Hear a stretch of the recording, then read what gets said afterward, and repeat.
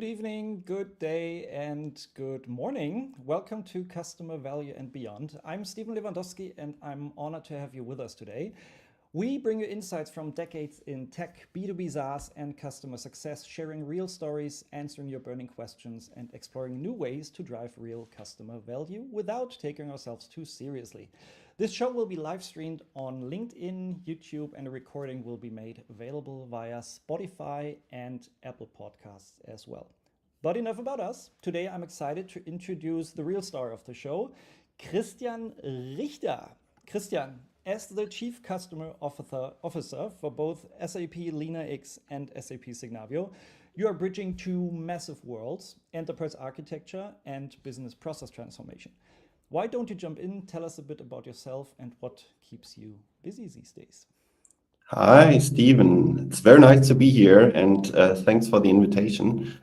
Also, before I talk about myself, obviously today is a big moment for you. You haven't mentioned it yet, right? So the founding moment of your own company. So congratulations for that. And I'm sure we'll get into that throughout our conversation. So congrats and all the best from my side. So thank you. Briefly about myself. I'm Christian. As you said, I'm heading customer success for SAP Signavio and SAP LeanIX.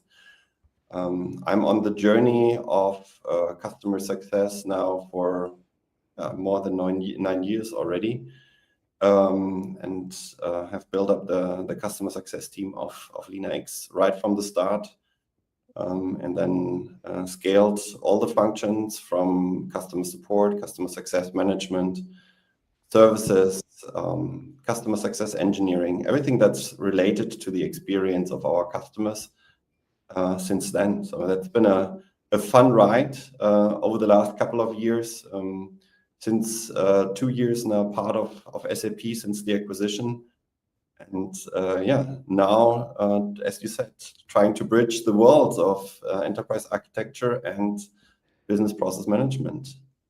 Lovely. Two topics I also love quite a bit, and for everybody who isn't aware of that, it's actually quite funny. We've known each other quite a while. I think we met each other, shortly after you joined LeanIX in London during Pulse, Gainside Pulse, I think 2017-ish, something like that. Yes, which was quite funny. I'm not sure if we met at the event or at a bar, but we met during the event in London, and I can imagine it quite fondly, and we've stayed in touch since then, so it must be 8 or 9 years since we've met there. So I think I stalked you, so I knew you were there, right? So LeanIX and Signavio were partners pre-acquisition time since the very beginning almost, and I knew that, I saw on the list that there are or the team of Signavio is at the Gainside Pulse conference. So I was trying to chase you and found you. But I think I found you in a bar first, indeed, and then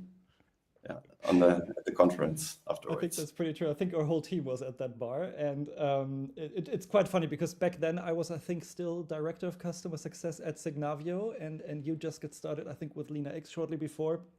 And now basically things change, right? So you're managing both teams now in the SAP space. So it's a wonderful development. So I know many of your team members right now who are still there and love you, by the way. I think I got probably 17 praising messages of you and you are previous to this recording or this live show. And fun fact, this is the first time ever I got so many messages about someone. So congrats. Seems to say a lot about your managerial skills. And speaking about those, we've talked now a bit about how you got started at LeanIX and what you're doing nowadays.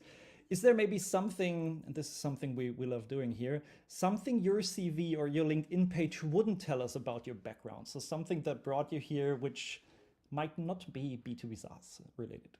Yeah. So I for sure haven't done B2B SaaS all my life, right?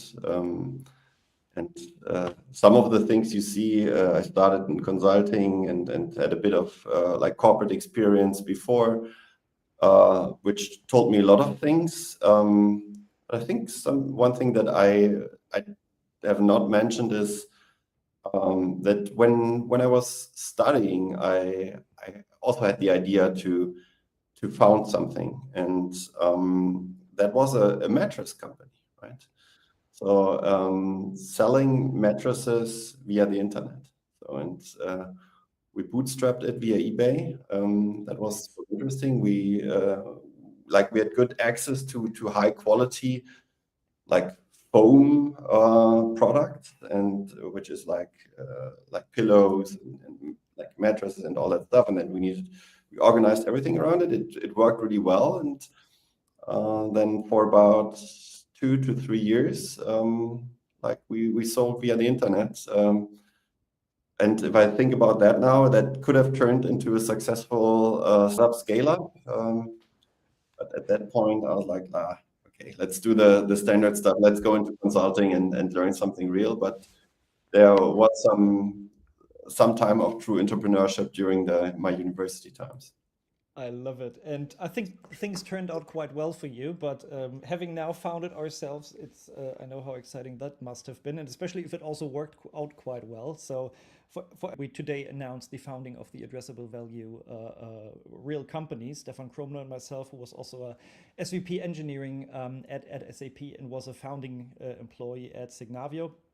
And we were cooking this up for quite a while. So almost 2 years ago, we started cooking this up, and now finally announcing it is, of course, for us also a big relief and a very happy moment. So taking your entrepreneurial experience and maybe not so much from the mattresses themselves, but what of maybe those experiences or other related background stories are skills that help you nowadays managing these complex domains you unite, right? Because you mentioned enterprise architecture, business transformation, which in itself are already huge complex topics. And what skills did you bring from these past experiences, which makes you tackle this challenge nowadays?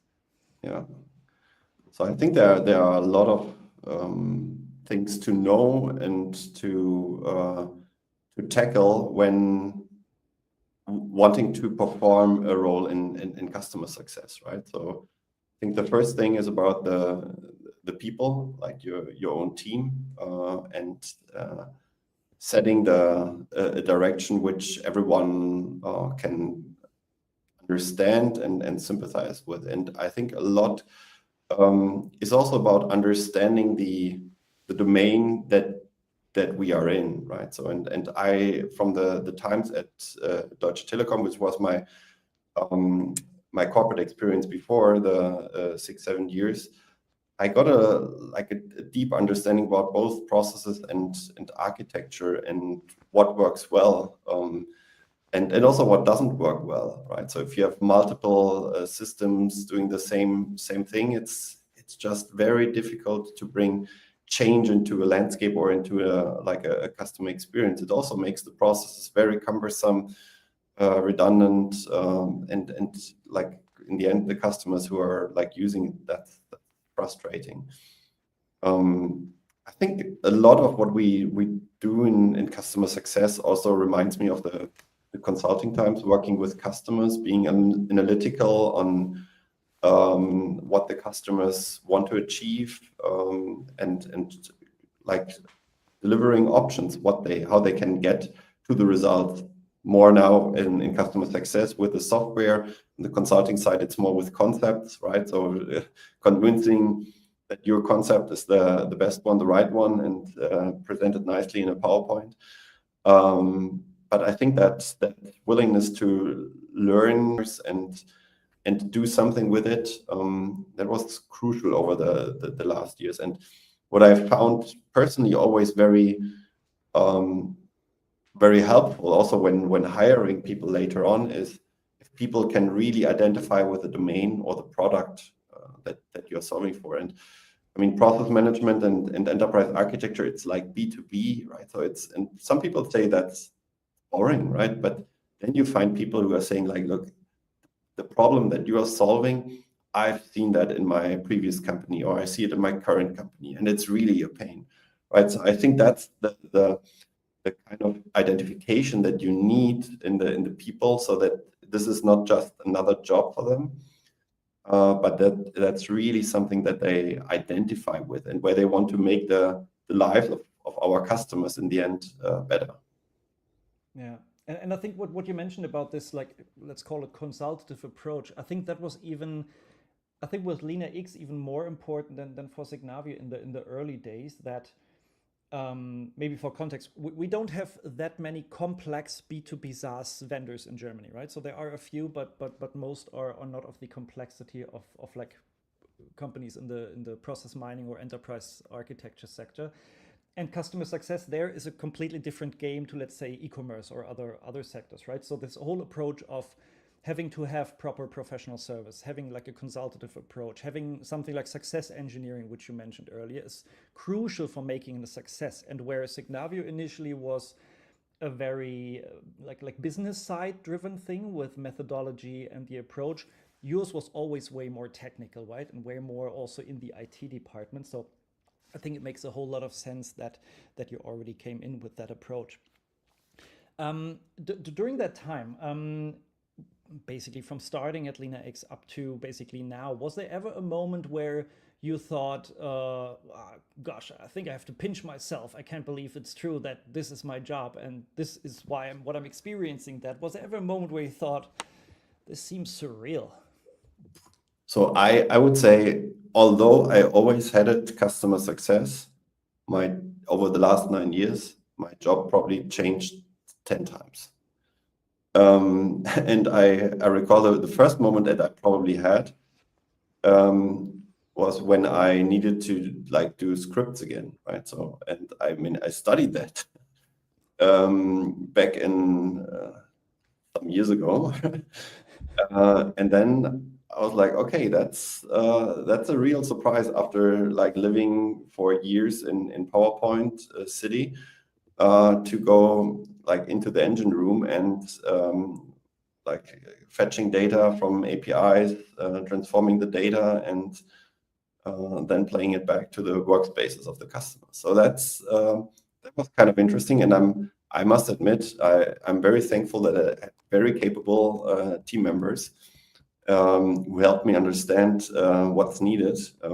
But that was for sure a moment like, wow, that's crazy. But if you're joining a company of 20, 25 people at that time, things are just different. But in the end, it's so rewarding, right? So it's so rewarding to see the results of what you do, ultimately to get the customer feedback instantly and to move things forward. And I think it's always hard to evaluate that on a like day-to-day basis because you're so ingrained in the work and like deep in it. But then I felt it always at the end of every year, like reflecting what happened in that year. And I could almost never believe it what we did.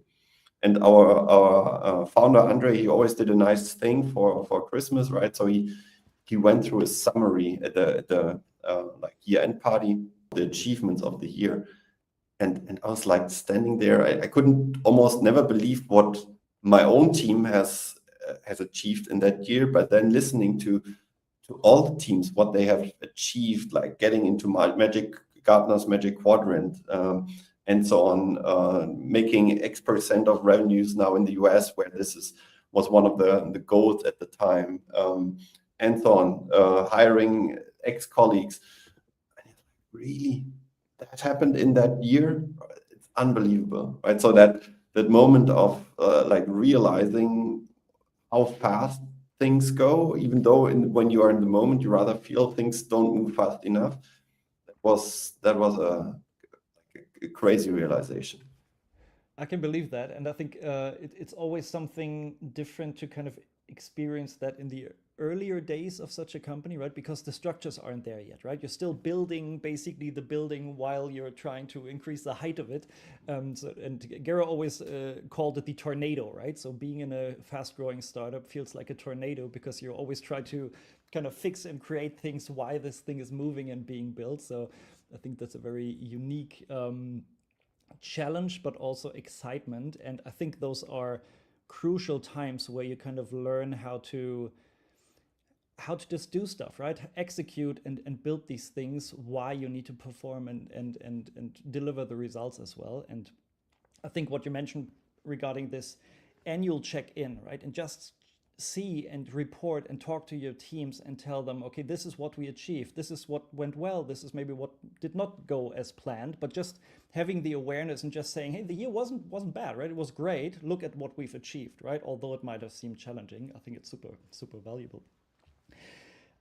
Talking about the whole topic of complexity and trying to find a bridge to the customer value that you were delivering also to these different customers in the different areas of your business. Having this unique intersection, right, which you're responsible for right now, which are the complex fields of enterprise architecture and process, let's call it process mining, right? So process management, workflow, and process mining on the other side. How does a definition of customer value differ between those two? Is there a difference between like the maybe enterprise architect on the one side and the process owner on the other side? Is there a different language or a different currency or success? Can you maybe shine a light on how different it is to articulate the value for those two different groups, although I'm aware there are probably shades in both of them as well? Yeah.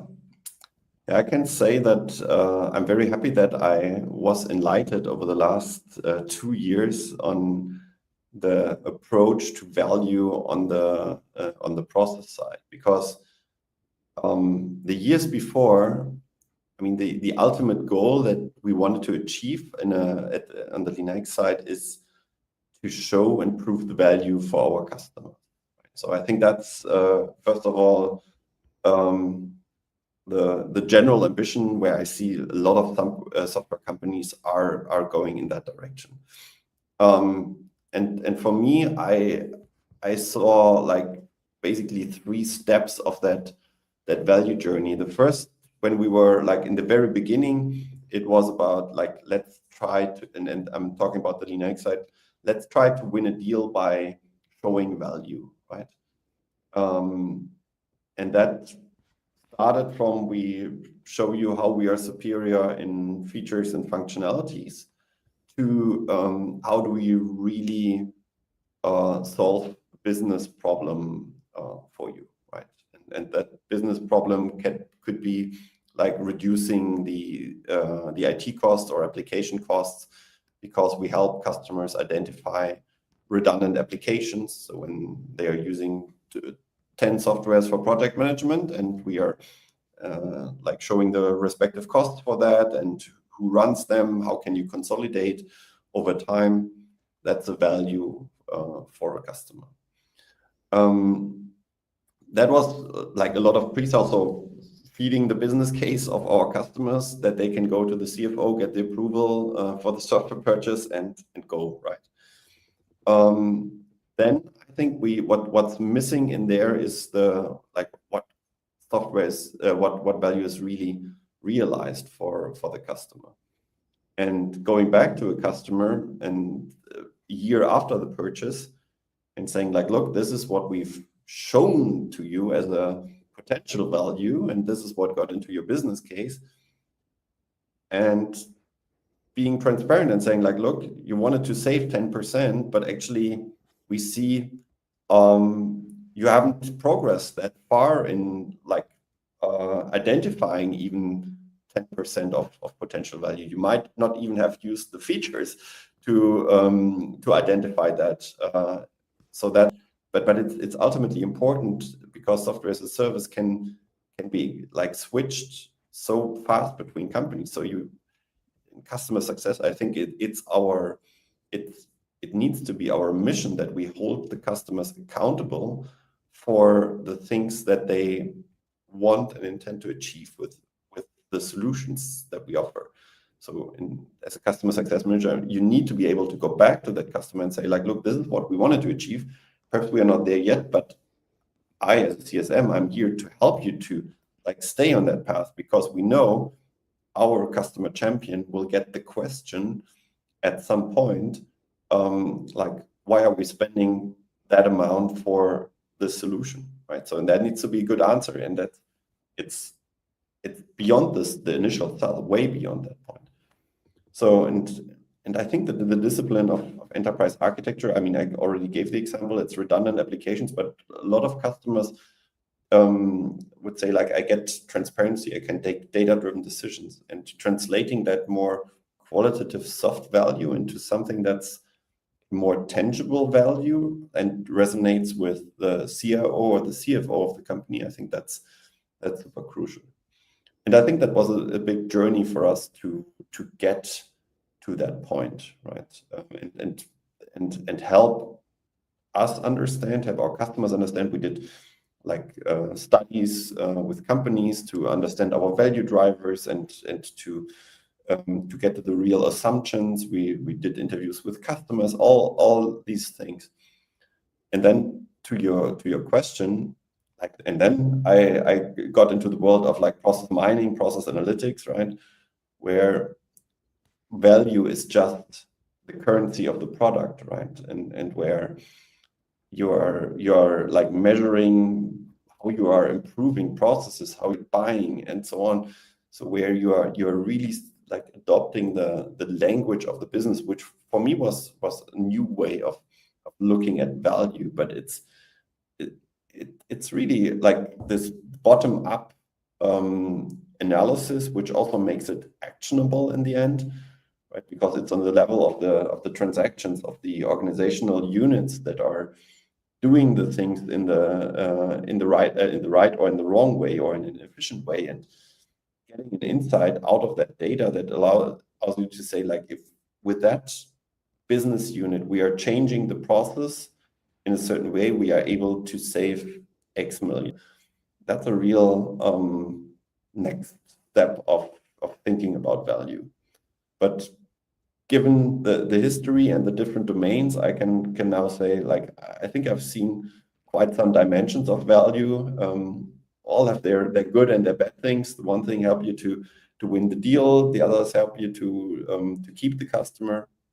But if you want to have like real provable impact, then I'm really thankful on the process domain here. Great answer. And I think what after getting into like the whole SAP ecosystem, right, and also benefiting from the structures and organization that are part of that, I think the first thing that really surprised me very positively was the whole discipline of value engineering, right? The whole discipline of just, especially in sales, like supporting the sales, creating business cases and getting that over the line and creating a proper business case and making sure customers pursue the right value.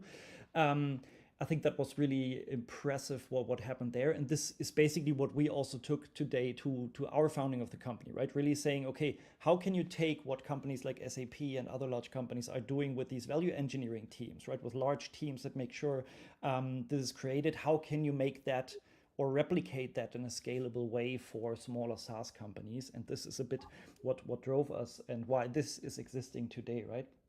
And you mentioned business reviews earlier, right? And what I saw in startups and scale-ups a lot was this is oftentimes a first topic that comes up, right? So how can we improve business reviews? This old discussion of should it be a QBR, should it be, right? Which is something which should be discussed probably a bit deeper.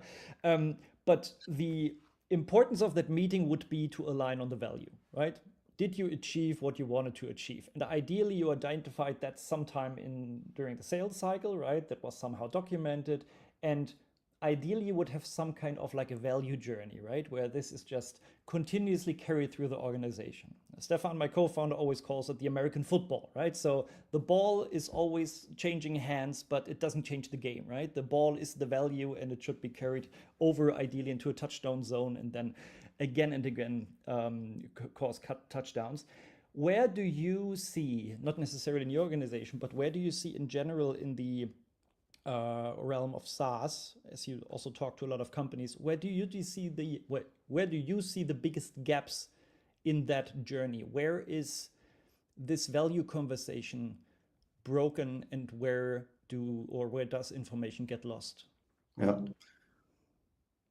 I think when I look at the pre-sales teams, I think they are really good in like articulating the value because they need to, right? So you can't sell the product, or perhaps you can sell it if you have you're just talking about feature and functionality.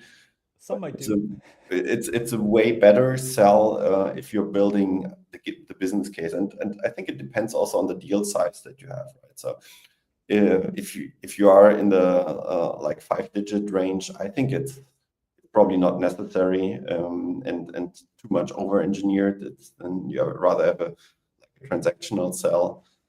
But I think the closer you get to the 500,000 like annual contract value, you need that because you're ultimately hitting like budget approval steps of the customers where this is needed, right? So it's asked, and there are smart people on the customer end who will challenge a lot what you write into your assumptions, and if there's really a customer that achieved that value. So I think that side, I would say, is working well. When it then comes to the handover of to the post sales team, I think that needs, if those assessments happen pre-sales, right? So it needs to be part of the kickoff conversation, right? Bring that back, bring that like value promise back, and as a vendor, like we need to be very confident that this, now that the contract is signed, that we are not forgetting about the value promise that has been made. So I think that's for me the I've seen breaking points in that, right? So not a proper handover of that information.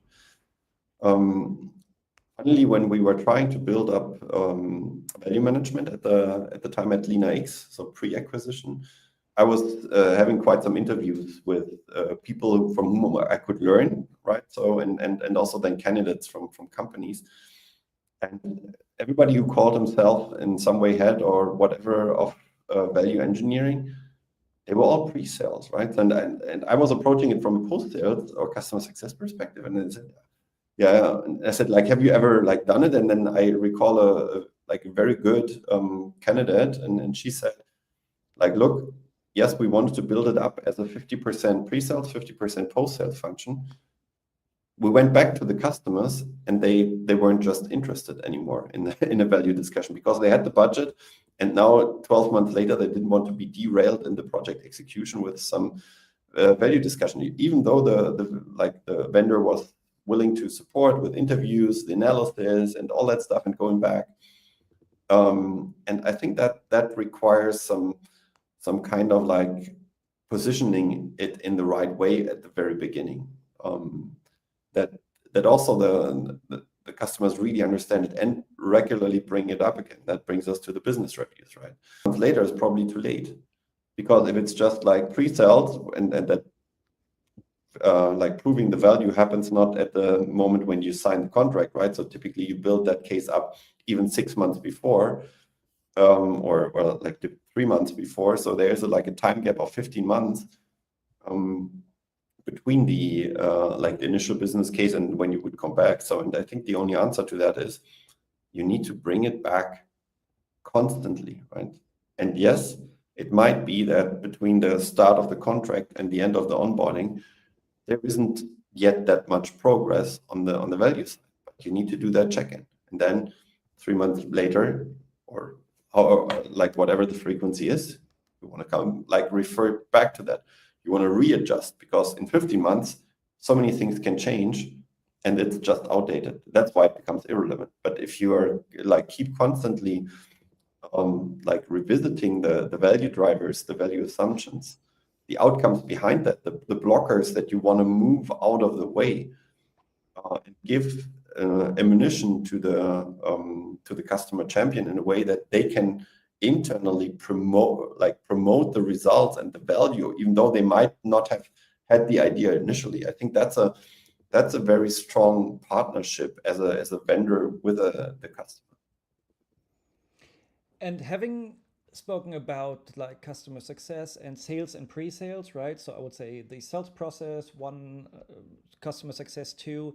There's usually a third piece of this tripod, right? So the third would be product. And since you mentioned like the early stage when also value is identified, hopefully communicated and carried on to maybe a business review later on, what do you think, which part can product play in this conversation? So how much should the product maybe articulate and be able to showcase the generated value? And maybe if you have maybe an example of how this could be done, because I think this is a challenge many are tackling and who are thinking about, okay, what can sales do? What can customer success do? What can pre-sales do? But sometimes the question is then also, what if product would do that, right? So how could we solve that from that standpoint? So how would you bring product into this conversation? I observe a lot of companies are going down that path, right? So and are like building their pricing models based on it. And if you're pricing, then you also expose that value in your solution. I recall on the LeanIX side, we also like had this application costs saved or identified for potential saving. We took that on as a KPI on the like our standard dashboards, and that triggered a lot of relevant conversation. I think it will never replace any value discussion with the customer, but I think the beauty of it is it creates a single source of truth for that value discussion if it's in the product. And if you look at it from a broader perspective, this KPI or the KPIs will never reflect all the value that the customer gets. But if you have that North Star metric, right? So I think it's way easier to always come back to it. What are the drivers of that value? What are the influencing factors? What do you need to do right so that this improves that value? I think it makes it way more like prominent, and I think it's a very valuable discussion between the sales, the customer success team, the product teams of a company to have. How can we bring that into the product? How can we make value a currency that we speak internally, but also towards our customers? And it's not supernatural. I think the more technical your product gets, the more difficult it is. But I've seen it only resonating very well, right? So we use the capabilities of the value management team of Signavio to apply, and their learnings that they had over years, and to apply that to enterprise architecture. And the feedback from the customers was really great. Some of the customers even shared the outcomes of these workshops on LinkedIn, and it's like, okay, wow, that's really cool. If we are like managing to take that very rigorous value management approach then to a discipline where it's really happening, right? And then also thought for ourselves, how does that then translate to possible product enhancement? What would we, based on that conversation and that positive feedback, what would we expect the product then to show and to facilitate at scale for all of our customer engagements that we have? Yeah, super interesting. And since you mentioned the tool as well, I still remember when I myself first connected my Signavio and LeanIX instances to understand the value. And that's why many of us were very excited then when things came together almost naturally at some point. So it was really great. And from a technological perspective, I found that super interesting and super exciting, actually, because as many probably don't know, we had a lot of shared customers already back in the day, right, which were integrating the platform. So that was like a natural coming together of solutions.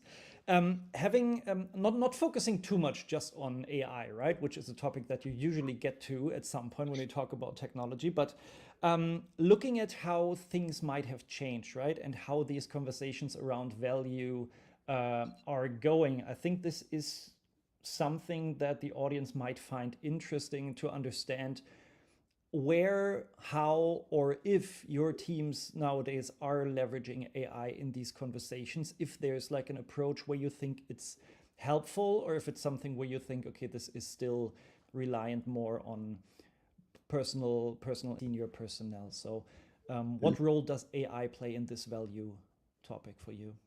Yeah. So I think the way we use AI will change the profile of the customer success managers and the way they interact with customers. I think it allows for way. I would hope it cuts away a lot of the waste that we do. And I'm not saying that executive briefings are waste, right? Because I'm benefiting from them, and when I get an overview where we stand with the customer, but when I see how that, like years ago, led to multiple questions, templates to be filled out, and today it's a click to generate a so-called cheat sheet, taking various sources of information, adoption information, like entries about customer interaction, market information, everything into account to get a view about a customer. I think I'm very happy that our CSMs don't have to do that at scale anymore, right? So I think it gives more time to be a true trusted advisor for our customers. Also, I think in the way we are analyzing large sets of data, right? I think that has changed dramatically. So previously, it took us. We always did a deep dive analysis on the Net Promoter Score and all the qualitative feedback on the product requirements that we are collecting in product board, and having the ability to analyze that, see patterns in it. I think that's invaluable, right? So to see that, to understand value drivers better, to see which other customers have that based on the documentation that we have. I think it gives so much more like evidence, which of course needs to be checked, but confidence in the way we understand our customers and give recommendations. I think we're just at the beginning of that, right? So how the profile will change, and I'm super positive about that change, because not everything that CSMs have ever done value of the customers. Some of that was unnecessary busy work and workarounds between systems with the product, and there I see a large like efficiency driver. I mean, I gave the scripting example from the beginning. I think that task that I did like 8-9 years ago, that's probably 1 or 2 prompts nowadays, right? So and I'm very happy that it's that way. And I think nobody, and especially probably many of the CSMs listening to this, right, who were CSMs in the past, will be happy to hear that some of the busy work and some of the cumbersome work will disappear, right? Because nobody loves to do that. And spending hours to save an hour in the end is usually not the best use of your time. So happy that the use of AI and the technological advances will kind of reduce that to benefit the customers even more, have conversations about the value, and actually focus on the part of this thing. I think this was already a great outlook into the future, into how some of the aspects of the roles, how they will change. Similarly, probably for sales and pre-sales, right, to be better prepared, have better cases available for customers to work on. And maybe as an intersection to maybe our last question on that topic, with all that, right, talking about the different spheres, the value focus, the understanding of value drivers, the focus also on valuable business reviews, right, which customers and vendors want to do. Just busy work EBRs don't make a lot of sense. How do you think maybe the roles will change, right? If you look at customer success and sales and pre-sales, maybe value engineering, how do you think maybe some of these roles will change? And what skills will be crucial for people who want to grow or get into these roles in the future? So how should you maybe prepare to get into that realm, and how do these roles change? Yeah. So I mean, I'm always an advocate that a CSM is never just a relationship manager, right? But I think there's a truth to it that they are to a certain degree. Key is the like empathy for the customer's situation. So I think that will stay. But I always say the other part is of like understanding the product and the domain with the ability of like AI, so getting to the insights that are relevant for the customer, being more relevant for the customer, because you can easily grasp where the customer stands. You don't need to do an hour of research to do that. I think it's the role can and needs to become like more impactful, more proactive in the way we are thinking about that, more personal in the way we are like working with our customers. So that's what I assume, like the role of the CSM will for sure not go away. And I think it also depends on the size of the company that a company is in, right? So I think a CSM in the early stages really helps more to create product market fit. And on the like more scale up, it becomes slightly more commercial because roles are more specialized. But when I think about the role of the CSM in a really early stage startup, and I've heard it from a like new founder or third time founder last week here in Bonn. I mean, they are going with basically tools like Lovable to a customer to do prototype, right? And I think that's might sound far-fetched, right? Because you're not really prototyping you're not an engineer as a CSM, but being able to prototype that aspired value with a customer would be so powerful in that say, and I mean, you can do that if you are still like early stage and understand everything about the product, and that's like totally different than I'm tracking like a list of support tickets for our customers. I think that this type of work really needs to it's not value adding, that I wouldn't want to see, but helping to shape the product market fit even more in the early stages. I think that's crucial.